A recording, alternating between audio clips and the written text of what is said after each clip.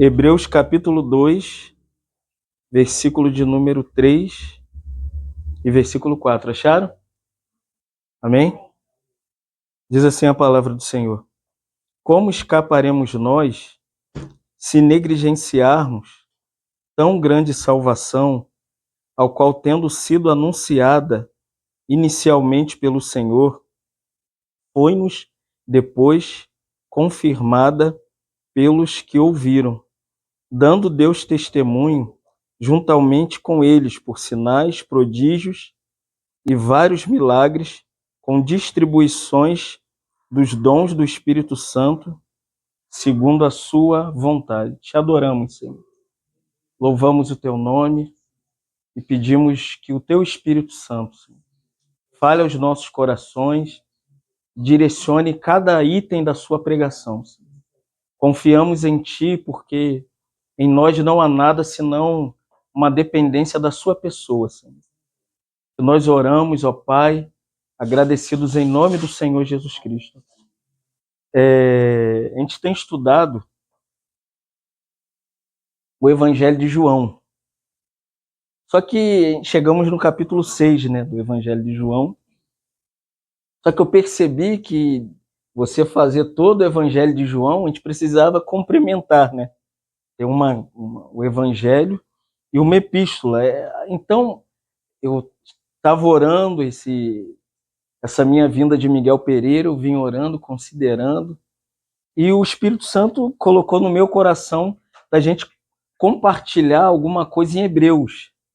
Porque Hebreus trata muito da superioridade da pessoa de Jesus Cristo, ou seja, Jesus é superior em sua posição, em sua autoridade, ele é superior em seu sacerdócio, ele é maior que Arão, ele é maior que Moisés, ele é superior no seu próprio ministério celestial, que tudo que precisava ser realizado na terra só é completado depois da sua morte, ressurreição, ascensão e entronização. Quando ele ascende e se assenta no trono, agora nós temos um ministro no céu orando pela igreja na terra.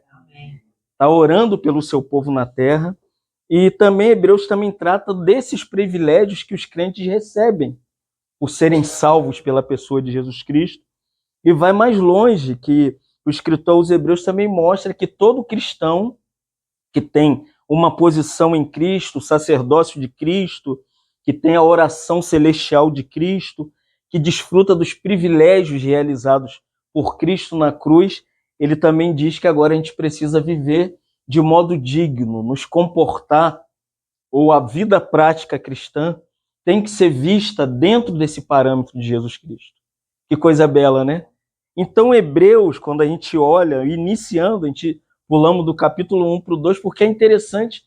Nós, claro, a gente poderia ver do capítulo 1 a pessoa de Cristo, sua majestade, as suas glórias, a sua superioridade, mas a ênfase aqui nós vamos trabalhar um pouco sobre a questão da nossa salvação. O que é ser salvo? Para que fomos salvos? Qual é o propósito de sermos salvos? E aqui o escritor aos Hebreus, ele faz uma pergunta assim, muito bela, assim: como nós vamos escapar se a gente negligenciar essa salvação? Você já se perguntou quão grande é a salvação? Quão imensa é a salvação?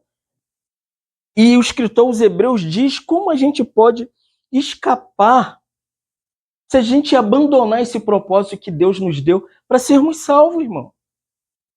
Você já se perguntou o que eu faço depois de salvo, se eu fui salvo, e por que eu sou salvo, e para que eu sou salvo, para onde eu vou depois de salvo? É isso que o escritor aos Hebreus está nos perguntando. O que vai acontecer comigo se eu abandonar essa salvação, se eu deixar de lado esse propósito de crer no Senhor, de viver a vida cristã? Porque essa salvação, primeiro, ela nos libertou da morte eterna e do juízo vindouro. Você tem noção do que nós somos salvos? E para que nós somos salvos? Nós fomos salvos da morte eterna, do pecado eterno, do juízo eterno, do inferno, do lago de fogo, do julgamento eterno. Irmãos, é isso que nós fomos salvos. Por isso, como escaparemos nós se a gente negligenciar essa salvação? E o escritor aos Hebreus, ele mostra, no capítulo 9, versículo 27, ele diz assim: assim como aos homens é ordenado morrer uma única vez, depois disto, o escritor aos Hebreus diz assim, segue-se o juízo. Então hoje é o dia para considerarmos a nossa salvação, vivermos a salvação, praticarmos a salvação, andarmos como salvo, caminharmos como salvo, porque depois da morte não tem salvação depois da morte. Quando você vê o caixão da pessoa, acabou, irmãos. Não tem salvação depois que a pessoa morre sem Jesus Cristo. É isso que o escritor aos Hebreus está nos advertindo. Não negligencie essa salvação. Viva enquanto você está vivo. Por isso ele diz aqui que o homem é ordenado morrer uma única vez. Esse homem, criado por Deus, no jardim do Éden, colocado diante da árvore da vida. Você sabia que esse homem, se ele não comesse da árvore do conhecimento do bem e do mal, ele seria eternamente e viveria eternamente na presença de Deus? Porque Deus nos criou, se lembra que eu falei ontem? Eclesiastes capítulo 3, versículo 11, Salomão diz que Deus colocou a eternidade dentro do nosso coração, irmãos. O desejo e o anseio da nossa alma, do nosso coração, do nosso espírito humano, da nossa consciência, é termos comunhão com Deus, porque Deus não nos criou para o inferno, amém, irmão? Deus não te criou para o lago de fogo, Deus não te criou para o inferno, Deus te criou para Ele. O desejo dele é que você considere por que você foi salvo e para quem você foi salvo. Então o escritor aos Hebreus, ele nos convida a entender que a gente escapamos da ira de Deus. Nós escapamos, irmãos. Quão grande é essa salvação. Por isso que não tem como mensurar, irmãos. Não tem como medir. Não tem como esquadrinhar. A gente só tem que crer no Filho de Deus. Amém? Você quer viver a salvação? Você tem que crer no Filho de Deus. 2 Coríntios 5:21, Paulo diz assim, aquele, falando do Filho de Deus, que não conheceu o pecado, ele se fez pecado por nós, para que em Jesus Cristo nós nos tornássemos a justiça de Deus. A única justiça que o Pai aceita é aquela obra realizada na cruz do Calvário, quando Jesus te substituiu e me substituiu. Deus não aceita Fábio, Deus não aceita Mara, Deus não aceita Valdeci, Deus não aceita Fátima, Deus não aceita Gerson, Deus não aceita nenhum ser humano, por isso que o Verbo se fez carne e habitou entre nós, cheio de graça e verdade. E João diz assim, e vimos a sua glória, como a glória do unigênito do Pai, irmão. Ele teve que vir porque Deus só queria um representante na terra. Adão fracassou, Abraão fracassou, Davi fracassou, Salomão fracassou, mas quando o Filho se encarnou, olha o que diz 1 Pedro 2,24, Pedro diz assim, ele se encarnou, viveu 3 anos, 33 anos e meio, e Pedro diz assim, no final do seu ministério terreno, ele foi à cruz para quê? Carregando em seu próprio corpo sobre o madeiro ou a cruz, os nossos pecados, para que nós, a nossa condição, mortos para os pecados. Olha o que Pedro diz. Agora a gente pode viver para a justiça de Deus, porque pela chaga de Cristo nós fomos o quê? Sarados. Entendeu, Joana? É Isaías 53, é aqui que Pedro tirou. Pedro está extraindo o que Isaías escreveu quando ele diz, o castigo que nos traz a paz estava sobre ele. E pelas suas pisaduras nós fomos o quê? Sarados, irmão. A cura divina existe. Depois da reunião, quem quiser pode orar pela Joana. Senhor, restaurar os tendões dela. O nervo ciático dela, irmão. Nós cremos.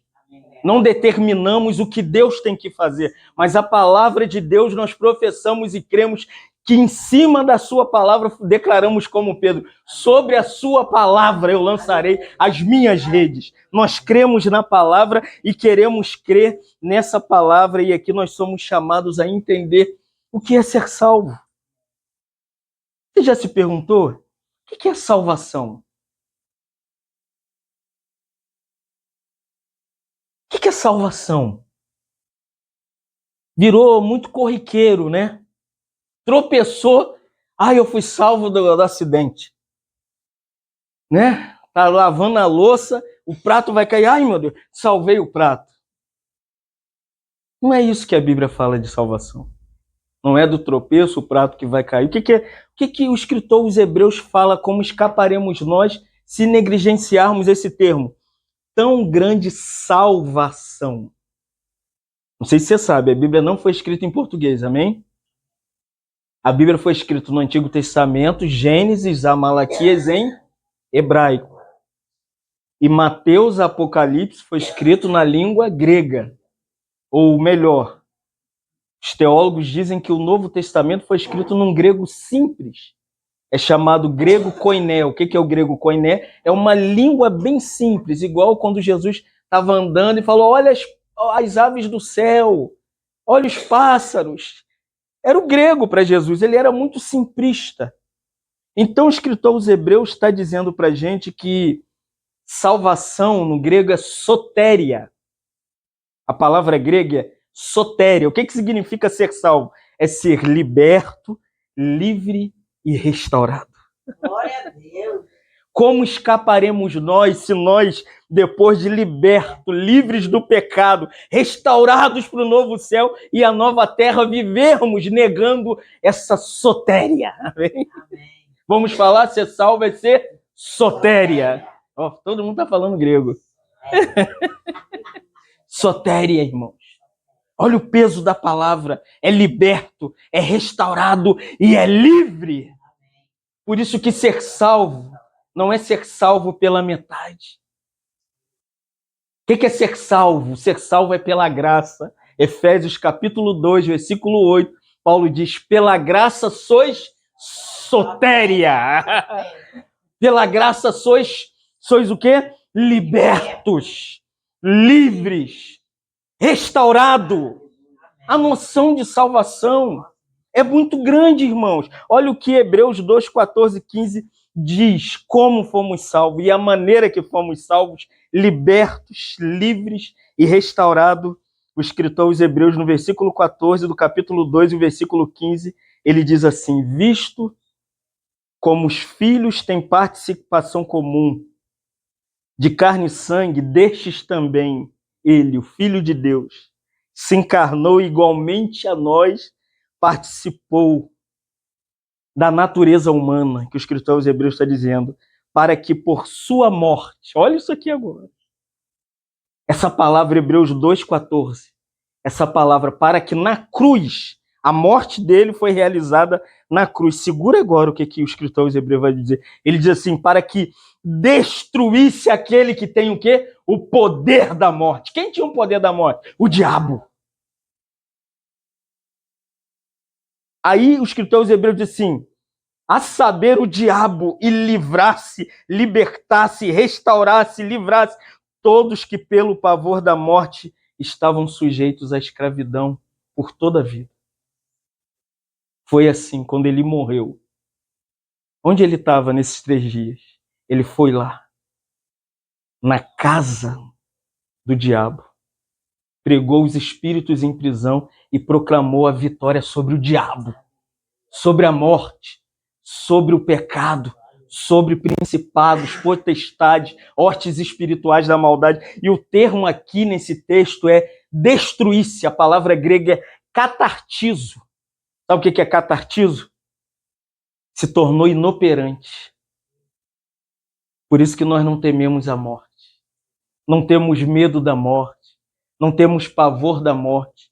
Se o Senhor nos chamar, nós somos seguros que fomos libertos, que somos livres e que somos restaurados na cruz do Calvário. Isso é ser salvo. Deus tirou esse peso, esse medo, essa angústia, essa depressão, essa ansiedade do nosso coração que a gente tinha, de que isso poderia nos levar para a morte. Mas hoje nós não tememos a morte.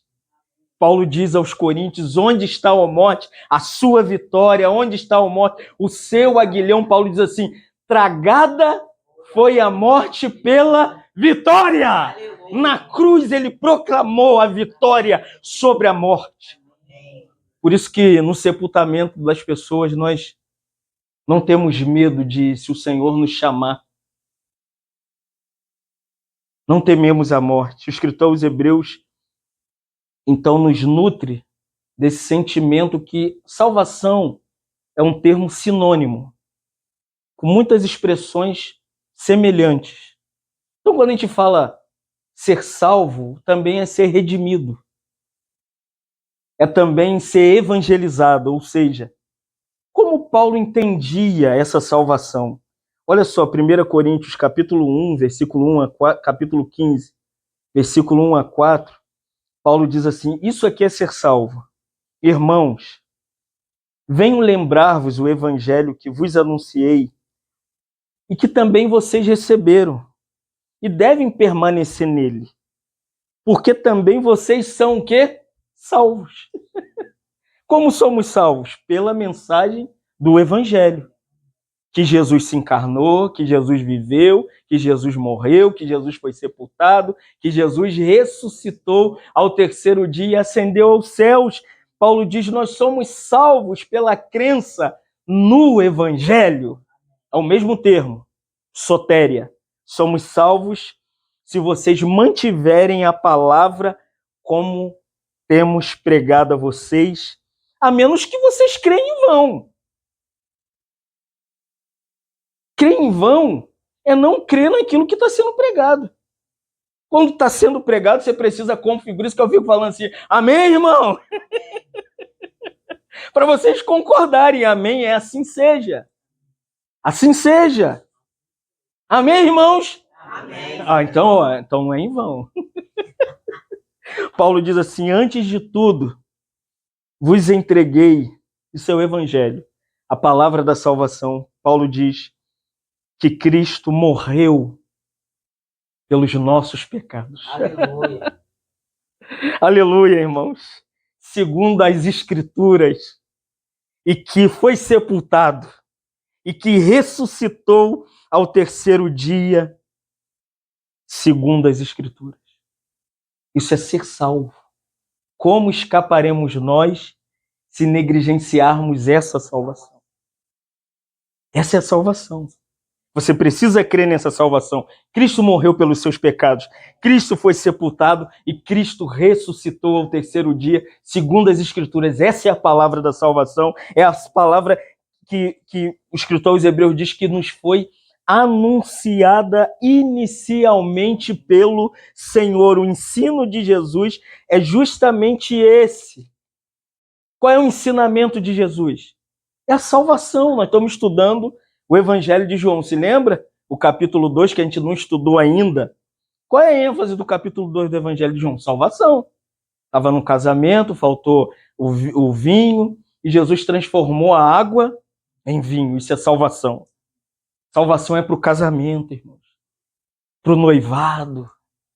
Quando está tudo desmoronando, tá vendo, Mário? Quando as coisas não estão indo de acordo, quem pode salvar o nosso casamento é Jesus, irmão. Não é 5 passos para serem felizes no relacionamento. Isso não salva casamento. 5 maneiras para serem bem-sucedidos num casamento. Isso não salva casamento. O que salva casamento é Jesus na sua casa. Jesus no seu casamento. Jesus no seu noivado. Jesus na criação dos filhos. Irmãos, isso é ser salvo. Capítulo 3, Jesus salva o religioso, Nicodemos. Nós estudamos. Nicodemos chegou perto de Jesus e falou, tu és um bom mestre. Jesus não falou nada para ele, falou assim, importa nascer de novo. Porque aquele que não nascer da água e do Espírito não pode ver o reino de Deus. Ou não pode entrar no reino de Deus. Nicodemos falou, como isso pode se suceder? Jesus virou para ele e falou, você sendo mestre em Israel, você não sabe disso? Aí Jesus explicou. A salvação, para a gente nascer de novo, é assim: o vento sopra e você não sabe de onde vem, nem para onde vai. Assim é todo aquele que é nascido do Espírito Santo. Amém. Isso é ser salvo. Jesus salva o casamento, Jesus salva o religioso, e nós estudamos o capítulo 4 da mulher samaritana. Se lembra? Religiosa, conhecia o poço, o lugar, quem cavou, conhecia Jacó, mas ela não era uma adoradora que era salva de verdade. Ela falou: eu sei o lugar. Jesus falou: mulher, vem a hora. E já chegou que não é aqui em Jerusalém, não é em Samaria, não tem um lugar, o lugar sou eu.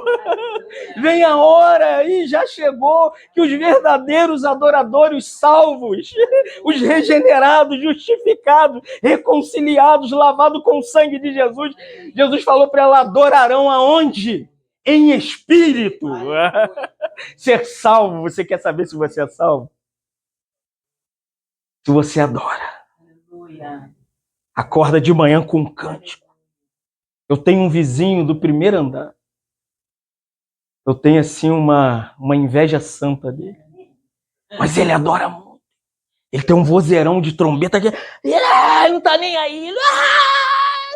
Ele canta mesmo. Eu falo assim, meu cântico é tão curtinho. Nós precisamos, como salvo, irmão, adorar o Senhor. Se lembra de Ana, que nós falamos ontem? Velhinha, 84 anos, o marido já tinha morrido. Lá em Lucas 2, né, versículo 36 a 38, diz que ela não se afastava da casa do Senhor. E ficava ali o tempo inteiro o quê?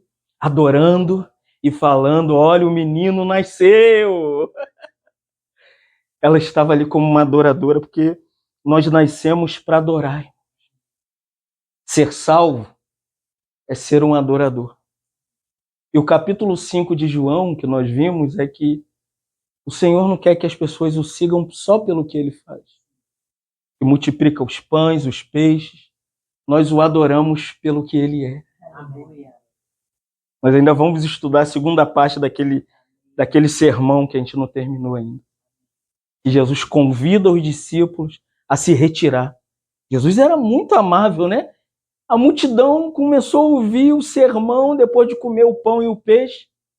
Jesus começou a pregar: não, os vossos pais comeram o maná que caiu do céu e morreu no deserto. Eles falaram: que discurso duro. E foi saindo todo mundo, mas estava com a barriga cheia. Amém? Todo mundo cheio de pão na barriga e peixe na barriga, mas não queria ouvir a mensagem de Jesus. E Jesus virou para os 12 e falou assim: e vocês? Vocês não querem ir embora? Eles tinham aprendido a adorar. Aleluia. Olhou para o Senhor, eles eram salvos. E Pedro falou justamente que ele era salvo. Ele diz assim: Senhor, para onde iremos nós? Se só tu tens a palavra de quê, irmão? De vida eterna. Pedro não falou: o pão é gostoso, o peixe também. Pedro confessou logo, ele falou: não temos para onde ir. Tem para onde ir, irmão, depois de tanto tempo? Não tem, irmãos. Tem um hino que diz assim: para onde iremos? Se só tu tens. Escuta depois, Estênio Márcios, um dos hinos mais lindos que eu ouvi sobre esse capítulo de João. Ele diz: para onde iremos? Se só de pensar me perde o chão dos pés. Para onde iremos? Não tem lugar para ir se formos salvos. Falei para a irmã: meu maior descanso não é em casa, é na seara. Grande é a seara. E a gente descansa na obra. Descansa indo, descansa ajudando, descansa comendo, descansa rindo, descansa compartilhando. Ontem nós ficamos ali até meia-noite, né, irmã? Mara, outra Mara. Quase meia-noite, né? E nós comemos um bolo do tamanho dessa mesa. Era muito bolo, muito guaraná e muito desfrute e muito testemunho. E todo mundo, eu falei, gente, foi quase o tamanho dessa mesa. Não era fake, não. Não, tem um pedacinho, nós vamos trazer ainda. Trouxe. Não era fake, não. A Fátima fez um bolo de salvo. Fez um bolo raiz. Aquele bolo de antigamente. Então, irmão, ser salvo é o verdadeiro motivo da nossa vida. Como escaparemos nós se negligenciarmos tão grande salvação? E o escritor aos Hebreus, para a gente terminar, no versículo 4, ele diz assim, lê o 4 para mim que eu não estou enxergando mais nada. O 4. Dando Deus testemunho juntamente com ele, pois sinais, prodígios e vários milagres, e por distribuições do Espírito Santo, segundo a sua vontade. Percebe? O que é ser salvo? É ter o testemunho do Espírito Santo na sua vida, e o Espírito Santo deu testemunho através deles. Quem eles eram? Os discípulos que seguiram o Senhor e se tornaram apóstolos. E saíram para pregar o evangelho, e à medida que eles iam pregando o evangelho, o testemunho não era deles, era o testemunho do Espírito Santo. Na salvação tem 4 itens do testemunho do Espírito Santo. Primeiro, ele opera sinais, ele opera prodígios, ele opera milagres e ele distribui dons aos filhos na igreja. O que são os sinais? São milagres. Deus pode curar o Caleb, irmãos. Curar a Joana, curar o meu filho. Nós cremos em sinais, são as ações poderosas de Deus. É o mesmo Deus, qual é o sinal? O povo saiu do Egito, cruzou o Mar Vermelho, ali é um sinal de Deus. Deus abriu o mar com poder. Você já viu o mar aberto? Porque é um milagre, é um prodígio, que são realizações que nos deixam admirados e temerosos. Outra coisa, esses milagres manifestam o grande poder de Deus. Quer ver em João 3? Pedro e João foi orar. Tinha um homem 30 anos que não andava na porta do templo, na porta formosa.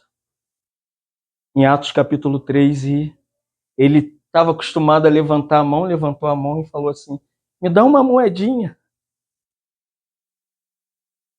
Pedro e João foram orar meio-dia, perto da hora do almoço.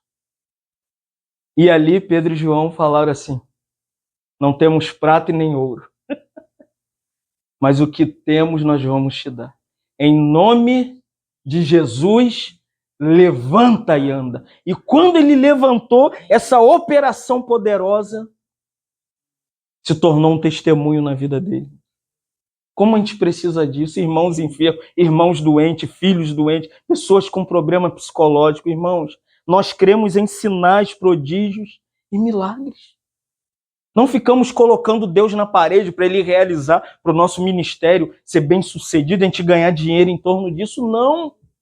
Mas nós cremos que Deus é soberano e como ele escreve aos Efésios, Paulo escrevendo diz que ele opera infinitamente mais do que tudo que pedimos ou pensamos, segundo, olha como Paulo diz, segundo o seu poder que opera em quem?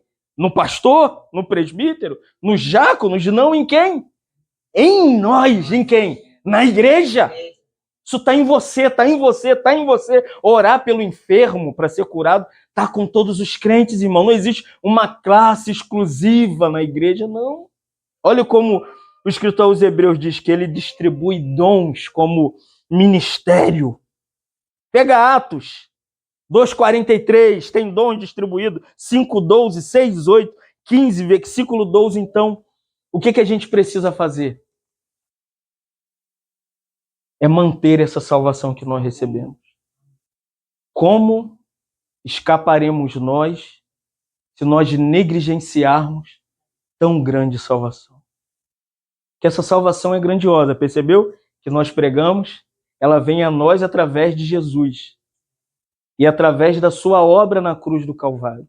Tudo que ele fez, morreu, foi sepultado, ressuscitou, acendeu e derramou o Espírito Santo. O que ele fez na igreja, no corpo de Cristo? Ele deu sinais à igreja. Olha a igreja primitiva, carregada de sinais. Leia Atos, do capítulo 1 até Atos 28, é a história dos sinais e os prodígios do Espírito Santo na igreja primitiva, milagres.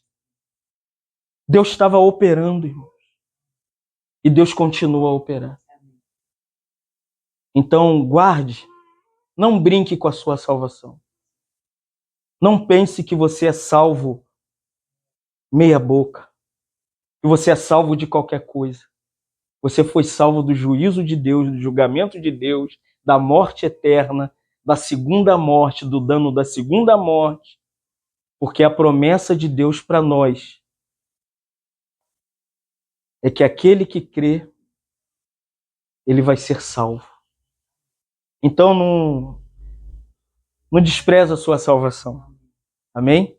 Mantenha-se. Como que eu me mantenho salvo? Se alimenta. Vou dar só 2 meios de graça para vocês se mantiverem como salvos, progredirem, crescerem espiritualmente. Tem 2. Atos 2:42 diz assim: e perseveravam no ensinamento dos apóstolos. Primeiro item da graça de Deus para um salvo. Persevera na leitura da Bíblia. Né, irmão? Acorda de manhã, leia a Bíblia. Se não conseguir de manhã, lê de tarde. Se não conseguir de tarde, lê à noite. Se não conseguir de noite, lê de madrugada. Ah, não consegui de madrugada, lê na alva. Mas você vai ler. Leia a Bíblia. Por que ler a Bíblia? 1 Timóteo, capítulo 3, versículo 15 e 16, Paulo diz o quê? Toda palavra inspirada por Deus e é útil. Lê a Bíblia para quê? Porque ela é útil para o ensino. A Bíblia te ensina como ser crente. Segundo, ela te repreende, não é o pastor, os presbíteros, os diáconos que te repreendem. Quem te repreende é a palavra. Você vai à Bíblia, a palavra fala ao seu coração.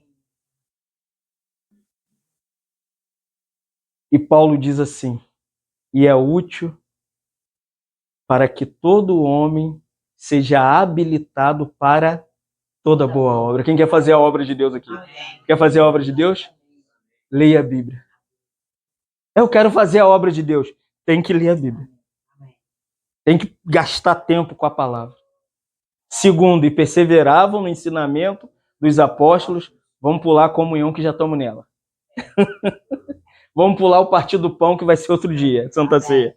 Mas vamos ficar com a última parte de Atos 2:42, que é perseveravam nas orações. Quer ver se você é salvo, se você tem tempo na presença de Deus. Nossa vida é muito corrida, não é isso? Te acorda de manhã para os nossos afazeres. Mas eu vou te dar uma dica. Ah, não tenho tempo para orar. Tem sim.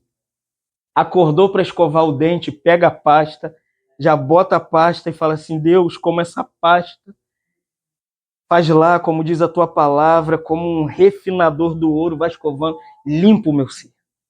Limpa o meu ser, limpa a minha mente, minha vontade, minha emoção. Vai jogar água no rosto, tá? Isso é na prática, irmão. Orar é na prática. Vai jogar água para tirar a remela do olho. Você joga e fala: Espírito, me enche da tua presença. Como esse aguaceiro me inunda. Você vai sair pulando do banheiro. Vai fazer um café. Você fala quando vou jogar aquela bola de fogo. Né? Joga aquela bola de fogo no coador e fala: me incendeia, Senhor. Queima o meu coração. Vai varrer a casa? Vai passar nos cômodos, vai varrendo e vai falando: Senhor, limpa a área do meu ser. Limpa o meu ser, Senhor. Vai lavar a louça? Tá lavando a panela, ó. Quando meteu o bombril, você fala: me areia, Senhor. Me torna limpinho. Não tem desculpa para a gente não orar. A gente não ora porque a gente não quer. Orar é orar. Orar é lavando louça. Orar é dirigindo o carro. Orar é pilotando a moto. Orar é tirando lá as verduras, libertando das aranhas. Vou ver outra aranha, você fala: me liberta dessa aranha. Senhor, tem uma aranha na minha vida. É orar, irmão. Que a gente fica banalizando e tentando o método da oração. Ontem a irmã nos ensinou o que é orar. É isso mesmo. Pai nosso, vamos lá. Que estás no céu, santificado seja o seu nome. Venha a nós o teu reino. Seja feita a sua vontade, assim na terra como no céu. O pão nosso de cada dia nos dai hoje. Perdoai as nossas ofensas, assim como nós perdoamos quem nos tem ofendido. Não nos deixeis cair em tentação, mas livra-nos do mal, porque teu, não, é o reino, é seu, é maior. Que isso, irmão? Que isso, varão? Esse é o melhor da oração é final, porque teu é o reino, o poder e a glória e a honra para sempre. Não sabe orar? Gente, ora o Pai Nosso. Amém? Te louvamos nessa manhã. Te agradecemos por tão grande salvação, que não merecíamos, mas nos foi dada por graça. E nessa graça não queremos banalizar a salvação. Não queremos viver uma salvação desprezando a sua graça, mas queremos viver uma vida de leitura da palavra como salvos. Uma vida de oração como salvos. Uma vida de comunhão de igreja como salvos. Senhor, nos ajuda, Senhor, nessa manhã. Ajuda a igreja do Senhor aqui em Cabo Frio, na Mar. Seja com os santos, Senhor. Muito obrigado pela igreja aqui, por essa pequena comunidade de fé. O Senhor abençoe os irmãos, continua conduzindo cada família, cada irmão representado nessa manhã. Somos gratos a Ti por tudo, Senhor, e confessamos a Ti que Te amamos, Senhor, e que Te desejamos, Senhor. Oramos pela cura da Joana. Restaura a irmã, Senhor. Todos os seus tendões, esse nervo ciático. Cremos que Tu operas ainda no nosso meio. Que o Senhor é o Senhor da cura. Tu és o Jeová Rafá. Deus que cura, Deus que restaura, o Deus que coloca o coxo para andar, o cego para ver. Tu és o mesmo, Senhor. Tu não mudaste. Cura o Caleb. Cura as suas enfermidades físicas. Cura a sua alma. Restaura o Caleb de dentro para fora. Cremos que toda enfermidade também te glorifica, como tu falaste, que essa enfermidade era para a glória daquela criança. Mas pedimos a ti, cura nossos filhos. Restaura o Pedro, meu filho. Restaura os nossos filhos. Restaura nossas esposas. Restaura, Senhor, a nossa nação. Clamamos a ti nessa manhã, que confiamos na sua autoridade e no seu poder que age na sua igreja. Em nome de Jesus que oramos, agradecidos a Ti, ó Pai. Em nome de Jesus, ó Pai. Aleluia. Oh, Senhor. Sim, Senhor. Sim,